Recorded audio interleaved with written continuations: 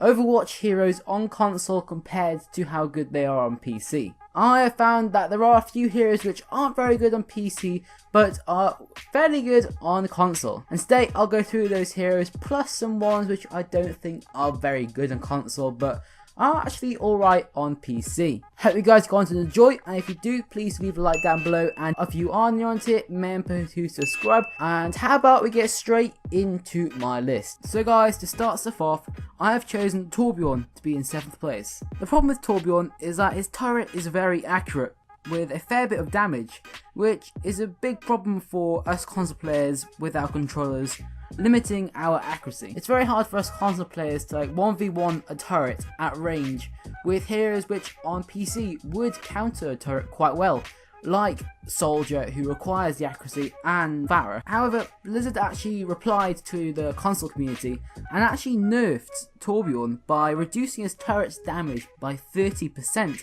which made him very less impactful than he was before, and not the best of heroes right now. Now guys, in the 6th spot, I've bought Bastion. Now this is really for a similar reason. The problem with Bastion is that you can't really fight him at long distance on console. As I said, heroes like Pharah and Soldier, who on PC would counter turrets at long distance, aren't the best on console as you are limited with the controllers and how accurate they are. Also with Bastion's new buffs, he's very impactful right now, and on console he's much better than he is on PC, as we haven't got as much Genjis going around, a lot of Widowmakers, making Bastion quite a good hero on console. I personally don't mind Bastion being overpowered, to be honest, as I do have his golden guns and I do like to play him, and I hope Blizzard don't nerf him too much, to be honest. Now in 5th place, I have chosen Winston, which is the only tank on my list today. As we all know, Winston does not require any accuracy, as you literally just hold down the button and it just sprays out loads of electricity and it automatically locks on to the heroes in front of you. Now this is quite good as you don't need any accuracy. Now obviously that's quite good as you don't need any accuracy to be very good Winston, therefore it's quite good for us console players with controllers. But another good thing about Winston is his jumping. Basically with jumping you can just jump behind enemies and suddenly just burst out loads of electricity and damage your enemies quite a lot. On PC, you're able to swipe with your mouse, but on the console, you gotta hold down your analog stick. And if someone doesn't have a very high sensitivity, it might take quite a while to turn around and start shooting at the Winston. However, Winston can prepare himself in the air for the jump and can already set up and lock on to the hero, which I think is quite a big advantage for Winston, and that's why he is 5th on my list.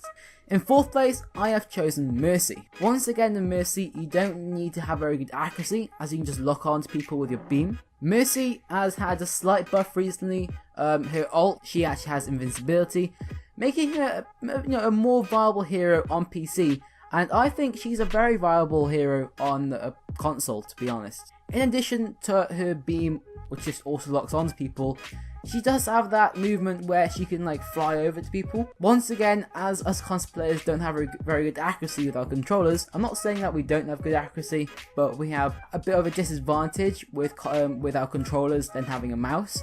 Therefore, people might find it harder to lock onto the flying Mercy, making her sustain a bit longer than she would on PC, and therefore she's definitely more viable on console. In 3rd place, I have Pharah, and this isn't really because of her accuracy or any of that jazz.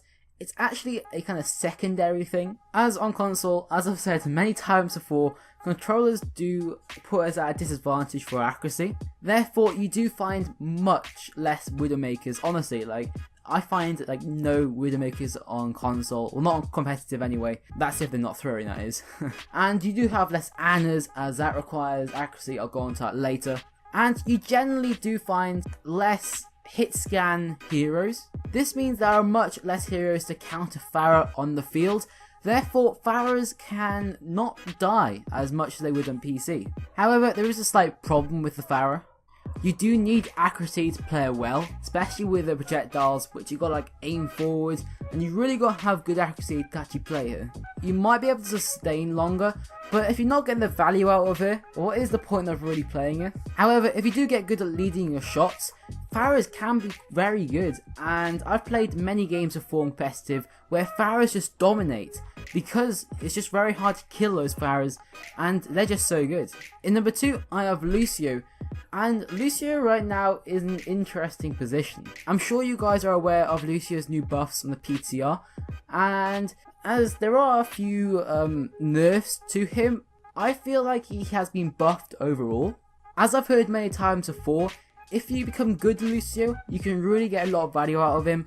However, if you're not that skilled with him, I don't think you'll do the best, as you haven't quite mastered his positioning and his wall riding, stuff like that, which really makes him good in this new buff of his. However, the reason Lucio is second is because you do not require any aiming at all, really, to get any value out of him. His value is definitely in his sprint and his healing, mostly his sprint. That sprint gives the entire team a big advantage on console, as your team is moving around much faster, making it very hard for your enemies to hit you, and as you're on console, everyone's got controllers and it is harder to hit the faster moving targets. Therefore, Lucio does help a lot, and that's why he is second. However, his gun does require some accuracy, and with the new buffs, I think he got increased speed on his projectiles, making it easy to hit targets. However, it requires more value in his firing, therefore it requires the accuracy to get more value. It's quite complicated, but I hope you guys are getting a picture of what I mean. So guys, before I go on to number 1, I just want to give some mentions to some heroes which I think are not very good in console but are alright on PC. Anna is a hero which I kind of despise on PS4. She has received some nerfs on her shooting and her grenades, I think. On console, Anna mains have to use their grenades very wisely, as it's very hard to hit those shots with your gun, as you do require a lot of accuracy. Now that those grenades are nerfed, it's much harder to play Anna on PS4 and Xbox One, and that's why she is not very good. Another one is McCree, who requires a lot of headshots to really get a lot of value out of him, especially with heroes which are quite small head boxes like DMEC Diva and Tracer. You require very, very good accuracy to hit them in the head, and I definitely do not recommend playing McCree on console, from my personal experience, to be honest with you. Lastly, another big one is really Widowmaker. She does see a lot of play at the higher ranks, especially on PC. However, on console, it is much harder to play Widowmaker for the same reasons as last time, with the lack of accuracy. Widowmaker does require very good accuracy, as you can imagine, as she is a sniper. That's why I do not recommend playing Widowmaker, unless you want to throw games, which I do not recommend. In fact, if you do that, I will report you. So, in number 1 place, I have chosen Tracer.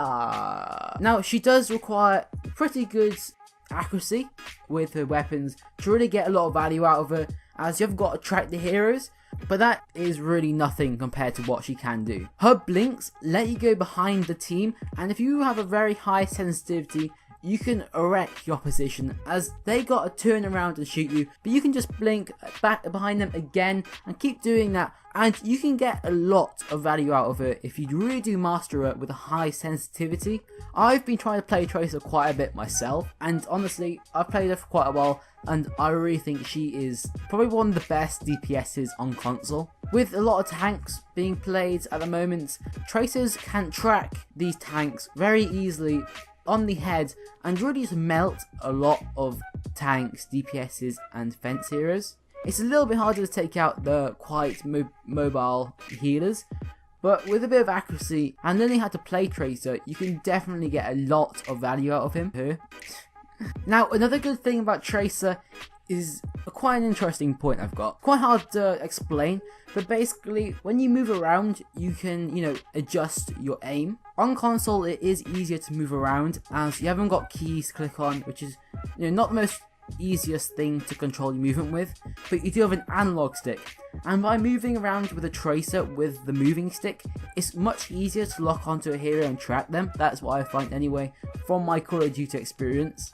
Instead of adjusting your actual aim of your weapon, just try adjusting your positioning and locking onto a hero using that way. It is much easier, making Tracer a very good hero if you know what you're doing. So I'm not too sure what Blizzard should do about all these good heroes like Tracer, whether they should just nerf them on console or just leave them how it is, or just nerf them at both. I don't think any particular hero stands out the most. I mean, Tracer is very good, but she does require a lot of skill to play still. I don't think they require any nerfs at the moment. I think Torbjorn definitely need that nerf, as I remember playing against Torbjorns and just not being able to get anywhere. No. I think Bastion's nerf with his Ironclad, when I think his armor has been reduced by a fair bit, I think that's put Bastion in a good place, and he's not over viable, but he's not under viable, if they are words. I don't think they are. Anyway, I hope you guys have learned something today. Even if you guys aren't on console, I hope you found it interesting just to see it from our point of view, as I know a lot of PC players don't understand how it's been played on console and how it is different. I tend to watch quite a few people playing PC, so I do see a difference in the gameplay, and I'm just quite interested in the differences between the two, which people do not realise. If you guys do want to see more videos where I compare console play versus PC play, please do let me know down below in the comments. As I said earlier in the video, please do leave a like if you did enjoy, and if you are new around here, remember to subscribe. Thank you for watching, and I'll see you guys in the next video. Peace out, guys.